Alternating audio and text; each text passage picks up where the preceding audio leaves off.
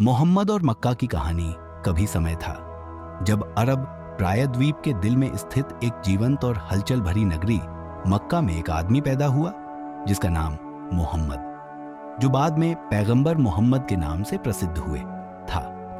वह लगभग 570 ईस्वी में मक्का में एक सम्मानित कुरैश कबीले में पैदा हुए थे, जो मक्का में व्यापार और धार्मिक केंद्र की भूमिका निभाता था। मक्का उस समय वाणिज्य, संस्कृति और आध्यात्मिकता का प्रमुख केंद्र था, जहां विभिन्न कबीले अपनी पूजा के लिए काबा में स्थापित मूर्तियों के आसपास आते थे। मोहम्मद का बचपन दुखों से भरा था। उनके पिता अब्दुल्लाह का निधन उनके जन्म से पहले ही हो गया था और उनकी मां आमिना की मृत्यु भी उनकी 6 वर्ष की आयु में ही हो गई थी। फिर उन्हें अपने दादा अब्दुल मुत्तलिब द्वारा पाला गया और बाद में उनके चाचा अब्बू तालिब ने उनकी देखभाल की। इस कठिनाइयों के बावजूद मोहम्मद को हमेशा उनकी ईमानदारी, समझदारी और बुद्धिमानी के लिए जाना गया और उन्हें अल आमिन, विश्वसनीय उपनाम से नवाजा गया। जब वह बड़े हुए तो उन्होंने व्यापार में भाग लिया और अरब के विभिन्न हिस्सों में यात्रा की। इन यात्राओं के दौरान उनकी मुलाकात खदीजा बिन्त खुवैलिद नामक एक संपन्न महिला से हुई। खदीजा ने उनकी ईमानदारी और व्यापारिक कौशल से प्रभावित होकर उनसे विवाह का प्रस्ताव दिया। मोहम्मद ने 25 वर्ष की आयु में खदीजा से विवाह किया और खदीजा उनके जीवन की सबसे बड़ी सहायक बनी। हरा पर्वत पर पहली रहस्यात्मक वाणी जब मोहम्मद 40 वर्ष के हुए तो उनका जीवन एक महत्वपूर्ण मोड़ पर पहुंचा।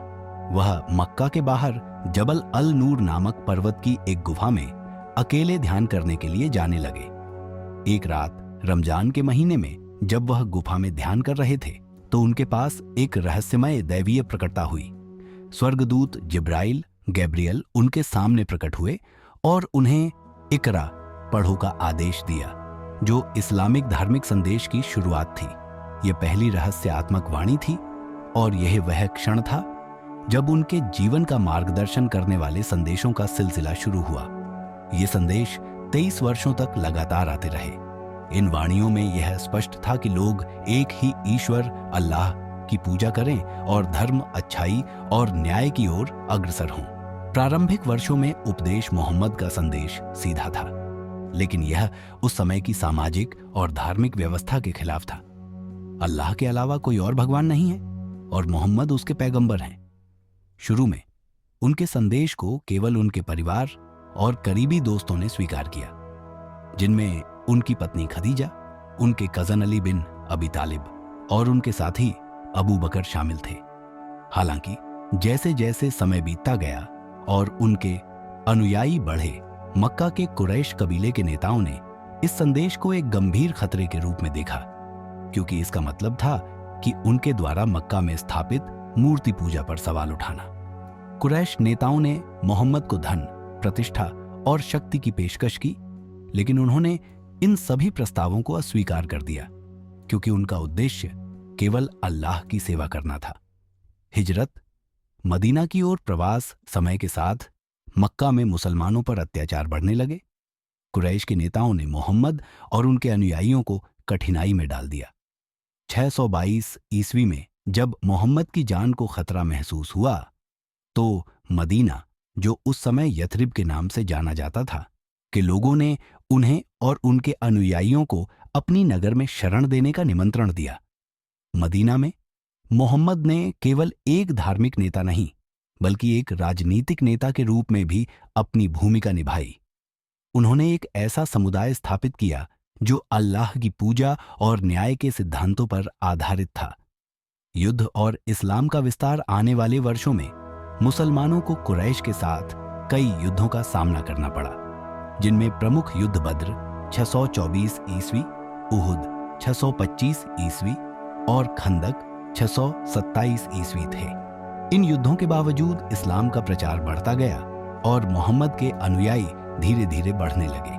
630 ईस्वी में कुरैश को यह एहसास हुआ कि वे मुसलमानों को पराजित नहीं कर सकते। एक अद्वितीय समझौते के तहत मुसलमानों और कुरैश के बीच शांति का समझौता हुआ। 2 वर्षों के बाद मोहम्मद और उनके अनुयायी मक्का में प्रवेश किए। जिसे मक्का विजय कहा जाता है। मक्का ने बिना किसी रक्तपात के समर्पण किया और काबा, जो पहले मूर्ति पूजा का केंद्र था, को अल्लाह की पूजा के लिए पवित्र किया गया। अंतिम उपदेश और पैगंबर मोहम्मद की मृत्यु मक्का विजय के बाद इस्लाम ने तेजी से पूरे अरब में फैलना शुरू कर दिया। 632 ईस्वी में मोहम्मद ने मक्का में अपनी अंतिम हज यात्रा की और वसीयत अलविदा उपदेश दिया। इस उपदेश में उन्होंने इस्लाम के मूल सिद्धांतों को संक्षेप में समझाया। सभी मनुष्यों की समानता, जीवन की पवित्रता, न्याय का महत्व और मुसलमानों के बीच भाईचारे का संदेश। कुछ समय बाद मोहम्मद बीमार हो गए और मदीना में उनकी मृत्यु हो गई। उनकी मृत्यु के बाद उनके द्वारा स्थापित इस्लामी समुदाय ने उनका संदेश और धर्म फैलाना जारी रखा। पैगंबर मोहम्मद की धरोहर। पैगंबर मोहम्मद की कहानी केवल एक व्यक्ति की नहीं है, बल्कि यह पूरी दुनिया में एक गहरी धार्मिक और सामाजिक क्रांति की कहानी है। उनका संदेश दया, सामाजिक न्याय और सभी मनुष्यों के बीच एकता पर आधारित था। कुरान, जो कि इस्लाम का पवित्र ग्रंथ है, आज भी वैसा ही है जैसा कि वह पैगंबर मोहम्मद को वितरित किया गया था और इसे मुसलमानों द्वारा जीवन का सर्वोत्तम मार्गदर्शक माना जाता है। आज भी मक्का इस्लाम का आध्यात्मिक केंद्र है, जहां दुनिया भर से मुसलमान हज यात्रा करने के लिए आते हैं। काबा, जो पहले मूर्ति पूजा का केंद्र था, आज भी एकता और एकेश्वरवाद का प्रतीक है, जो हर मुसलमान को अपनी ओर आकर्षित करता है।